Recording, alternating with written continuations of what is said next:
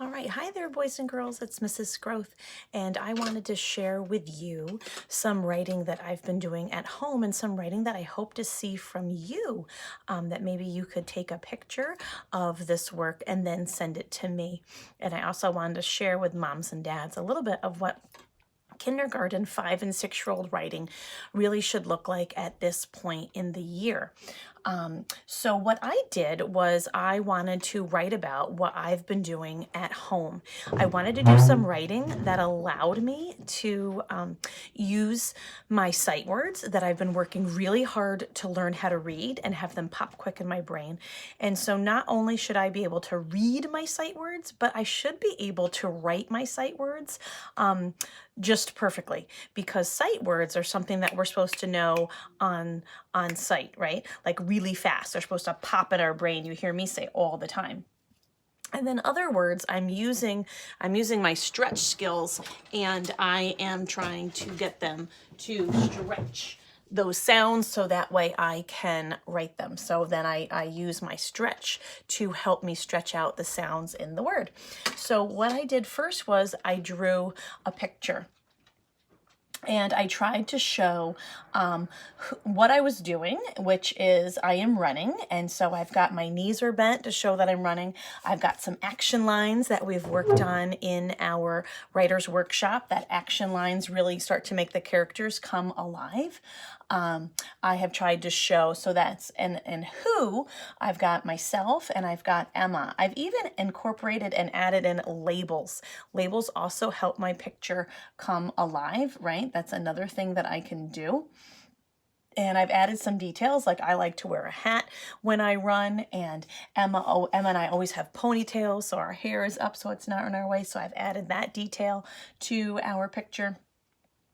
I've tried, so that's the who, that's Emma and I, and the what is that we are running, and then the where. So I'm showing that we are running in our neighborhood, that we're running on the roads near our house. So I've put those lines in there to show that this is the road. I have got some houses and some trees. I've kind of showed you that we're running when it's daytime. We're not running at nighttime. So I've got my sun up here in the corner, and again, I've also added some labels into my picture. So I've labeled my son. I've added that we love keeping track of birds. So I've got a blue jay up here. I've got a tree. And I could add another label to this picture right now. And I'm going to label that this is the road. And when I do that, I'm going to think like stretch. And I'm going to say, R. So I think, how do I spell R? I can hear you yelling R already, boys and girls. R. So there's my R. Road. Who's saying its name? I can hear you screaming, oh. Now, road. Now you hear the duh at the end. So I could just do this, road. Now, moms and dads, that also makes the word odd. So that's where vowel flexing comes in. When I'm reading and writing, we have to try road, rod. And that, does a rod make sense there? No, it does not. So this must be road. Now, if your child is able to have their sounds really pop in their brain, they're really good on the two sounds that vowels make, that vowels say their name and vowels make their sound from the keyword chart, then you are ready to start working on those vowel teams. So I included vowel team videos. I included a vowel team anchor chart that you could look at. And now they might think about, I need O to say its name. What are the different ways that O could say its name? So we could make this look like this, road. A silent E at the end is a simple way to get a vowel to say its name. It does say road, right? It tells us to make the O say its name. Is it the exact perfect word? It's not. Is that okay? 110%, because it's supposed to be kindergarten driven, 5 and 6-year-old driven. How can I make those sounds appear on the page? And they're not going to be perfect at this point, 9 times out of 10. they could check that vowel team chart and then they would see OA is a vowel team that makes O say its name. So any one of these is appropriate as long as they're not calling this a rod and they're remembering that this is ode and the O is saying its name here. Now I wrote 2 different ways. I wanted to work on sight words. So I've got I am at. Those are sight words. I am at my. Those are sight words. With is one of our sight words. And then I also want to use that ing. So I would love to see the kiddos writing about something they're doing at home. And because they're doing it, we're going to have our ing in there. We're going to focus on writing ing, so it makes it easier to read ing when I see it in a word. And so up here I have I am running. You'll notice, moms and dads, there's only one N there. A 5- and 6-year-old is not going to know that with a CVC word, you double the second C and add ing. So I wrote run. So there's my run word with our break apart strategy. Here's my ing, right? That's all that I need. That is perfect. At home.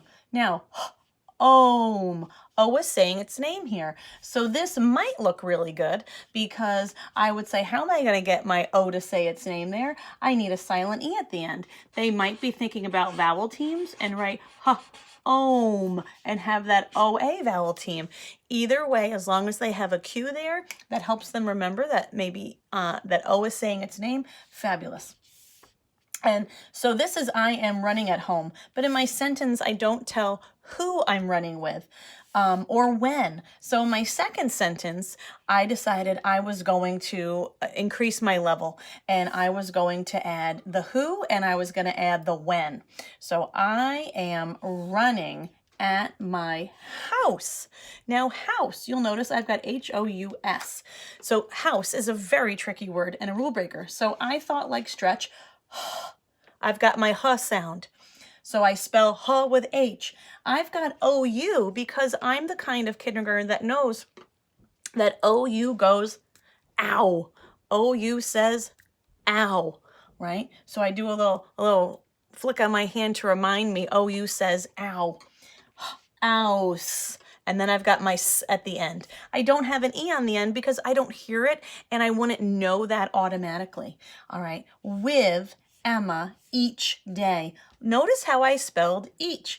I used some of my knowledge of vowel teams and I did an EE because I know in my sight word C, that has taught me that EE says its name. So each, there's my CH brother.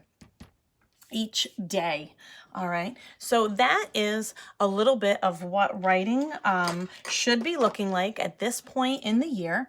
We should have labels on our pictures. We should be showing who is doing what, where, and even when would be really awesome. Of course, I'm going to have finger spaces between my words. That just goes without saying, boys and girls, that our writing should be easy to read. I do not have uppercase letters sprinkled all throughout. Emma's name gets an uppercase letter because it starts her name. Other than that, you'll notice, friends, I'm only using lowercase letters. I used punctuation at the end to show that my sentence was over, and I made sure that I spelled my sight words nice and neat because that's really, really important for me to be able to do that. And you should have a list of your sight words at home that can be a word wall for you to look at. So that is something that you can do. All right, I would love to see, boys and girls, you to send me pictures of what it is you are doing at home. And your sentence might look like this: I am playing at home. And then you would show me what you're doing. You would label it. You might even, because it is the 3rd trimester, you might say, I am playing with my hungry hippos with my family at home, right? So you would tell us who is doing what, where, and when, right? So we could have our sentence give us all that information so we don't need to ask a question about Well, where are you playing? What are you playing? Who are you playing with? Because you're going to have all that information in your sentence, and you're also going to show it in your picture. All right, friends, I am really excited to get some pictures of the writing that you're doing to show what it is you're doing at home during this stay-at-home time. All right, goodbye, my friends. I miss you. Happy writing.